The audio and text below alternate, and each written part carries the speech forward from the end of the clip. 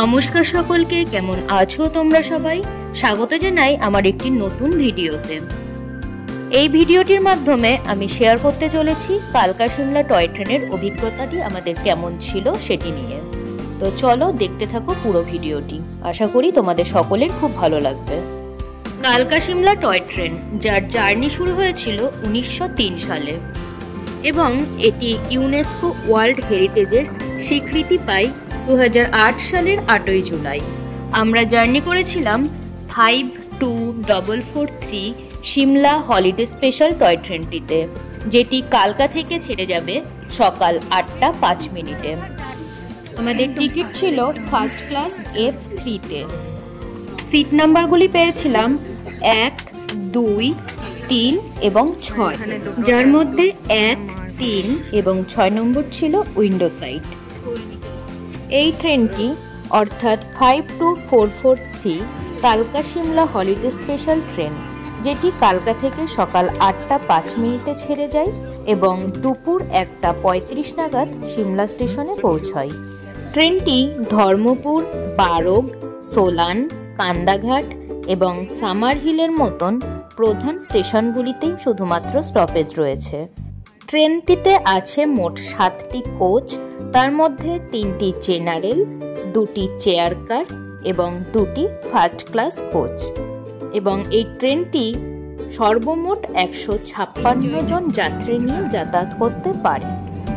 একটা কথা বলে রাখা ভালো, ট্রেনটিতে কিন্তু কোনো পেন্ট্রি কার নেই, তবে ওয়াশরুম কিন্তু আছে। এদিকে বসেছে মা আর পাপা, আর এই যে আমি এখানে এবং আমার পেছনে বুনু, ও বসে বসে বাইরের দৃশ্যটি উপভোগ করছে। এই যে আমরা কিন্তু সাক্ষী ছিলাম সানরাইজের। এখন বাজে সকাল 8টা 20 মতন, আর দেখো টয় ট্রেনটি কি সুন্দর পাহাড়ের আঁকাবাঁকা গলি দিয়ে বেঁকে বেঁকে যাচ্ছে তার গন্তব্যের দিকে। ভারতবর্ষ যখন ব্রিটিশ শাসনাধীন ছিল, তখন সিমলা আনুষ্ঠানিকভাবে ব্রিটিশ সাম্রাজ্যের গ্রীষ্মকালীন রাজধানী ছিল। সেই সময় সিমলা পৌঁছানোর জন্য কোনো যোগাযোগ ব্যবস্থা ভালো ছিল না। তাই সিমলায় যাতে সহজে এবং দ্রুত যাতায়াত করা যায়, সেই জন্য ব্রিটিশরা 1903 সালের নভেম্বর মাসে কালকা শিমলা ন্যারোগেজ ট্রেনটি চালু করে। লর্ড কার্জন প্রথম ট্রেন ভ্রমণ উপভোগ করেছিলেন এবং তারপর থেকে এই কালকা শিমলা টয় ট্রেনগুলি সাধারণভাবে চলছে। এই কালকা শিমলা রেলপথটি উত্তর ভারতের হিমাচল প্রদেশে অবস্থিত একটি 2 ফুট 6 ইঞ্চি ন্যারোগেজ রেলপথ, যা কালকা থেকে সিমলা পর্যন্ত বেশিরভাগ পাহাড়ি পথ অতিক্রম করে। টয় ট্রেনগুলি 102টি টানেল এবং 864টি সেতু অতিক্রম করে। এটি তার গন্তব্যে পৌঁছানোর জন্য বেশ কয়েকটি আঁকাবাঁকা রেল ট্র্যাকের মধ্যে দিয়ে যায়, যা লম্বা লম্বা পাহাড়ের চূড়া, সবুজ পাইন গাছ এবং মনোরম প্রাকৃতিক দৃশ্যের এক ঝলক দেখা দিয়ে যায়। এই টয় ট্রেনে করে কালকা থেকে সিমলা ভ্রমণ করার জন্য আগে থেকে টিকিট কিন্তু বুক করে রাখতে হয়, তা না হলে এখানে এসে সাথে সাথে টিকিট পাওয়া খুব দুষ্কর ব্যাপার হয়ে যায়, বিশেষ করে মিন বা কোর টাইমগুলিতে। গল্প করতে করতেই আমরা এখন এসে পৌঁছেছি বারগ রেল স্টেশনে। সিমলার বারগ রেলওয়ে স্টেশনটি একজন ব্রিটিশ রেলওয়ে ইঞ্জিনিয়ার কর্নেল বারগ দ্বারা নির্মিত হয়েছিল। ধারণা করা হয় যে তাকে এই স্টেশনে 33 নম্বর টানেলটি তৈরি করার দায়িত্ব দেওয়া হয়েছিল। প্রকল্প শুরু হওয়ার অনেকদিন পরে বুঝতে পারেন যে তার দৈর্ঘ্যে ভুল গণনা করা হয় এবং তাই পুরো প্রকল্পটি ব্যর্থ হয়ে যায়। সরকারের তিরস্কার এবং জরিমানা করার পর বারগ তার হতাশা ধরে রাখতে আর পারেননি এবং তিনি একদিন যখন তার কুকুরের সাথে বেড়াতে যান, তখন তিনি বারগ রেলওয়ে স্টেশনের টানেলের কাছে একটি রিভলভার দিয়ে নিজেকে গুলি করে আত্মহত্যা করেন।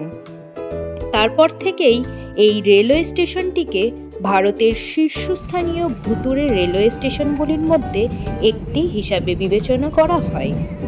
এটি হলো প্রত্যেকটি টানেলের মধ্যে সবথেকে বড় টানেল, যা বারগ টানেল হিসাবে পরিচিত। এই হলো আরেকটি ভিউ পয়েন্ট। মূলত ট্রেনটি এখানে দাঁড়িয়েছিল ক্রসিংয়ের জন্য। তো যেহেতু অনেকক্ষণ থেমেছিল, তাই বেশিরভাগ পর্যটকই এখানে ট্রেন থেকে নেমে পড়েছিল শুধুমাত্র এই সুন্দর দৃশ্যটাকে উপভোগ করার জন্য। দেখুন কি সুন্দর চারিদিকে পুরো সবুজ আর সবুজ, যেদিকেই দু চোখ যায় সেদিকেই যেন সবুজ, আর মাঝখান দিয়ে একটি সরু ট্রেন পথ এঁকে বেঁকে চলেছে পাহাড়ের গা বেয়ে। কি অপূর্ব সুন্দর লাগছে এই জায়গাটিকে।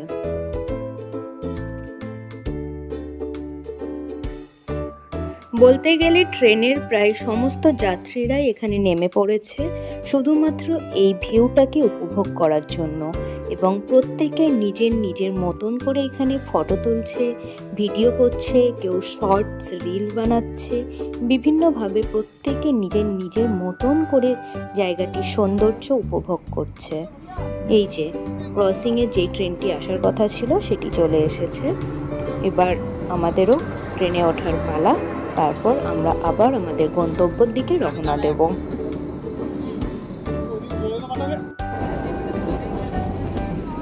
এই যে নিচে যে রাস্তাটি দেখতে পাচ্ছেন, যারা বাই রোড কালকা থেকে সিমলাতে আসেন তারা এই পথ ধরেই কিন্তু আসেন। কি সুন্দর লাগছে দেখুন, একদম পাহাড়ের থাকে থাকে থাকে থাকে কত বড় বড় সব বাড়িগুলি গড়ে উঠেছে এখানে।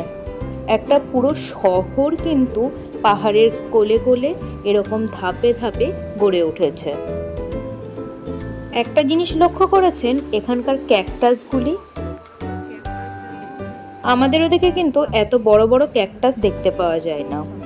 প্রত্যেকটি জায়গার কিন্তু আলাদা আলাদা প্রাকৃতিক সৌন্দর্য রয়েছে।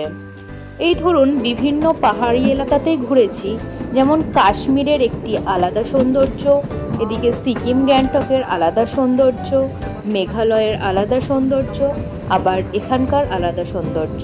প্রত্যেকটি জায়গার প্রত্যেকটি প্রাকৃতিক পরিবেশের প্রত্যেকটি পাহাড়ের কিন্তু আলাদা আলাদা সৌন্দর্য রয়েছে, এবং এই সৌন্দর্যের জন্যই এরা এক একটি পর্যটন কেন্দ্র হয়ে গড়ে উঠেছে।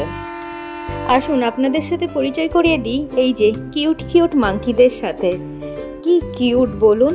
শোনা যাচ্ছে প্রত্যেকটি সময় নাকি এনাদের আনাগোনা থাকে এই রেল লাইনের ধারে কাছেই। এবারেই আমাদের নেমে পড়তে হবে টয় ট্রেন থেকে। প্রায় দীর্ঘ 6 ঘন্টার জার্নি আমাদের শেষ হতে চলেছে। মজা আনন্দ করে প্রাকৃতিক সৌন্দর্য উপভোগ করতে করতে অবশেষে আমরা সিমলা রেলওয়ে স্টেশনে এসে পৌঁছালাম। আজকের ভিডিওটি তাহলে এ পর্যন্তই থাক।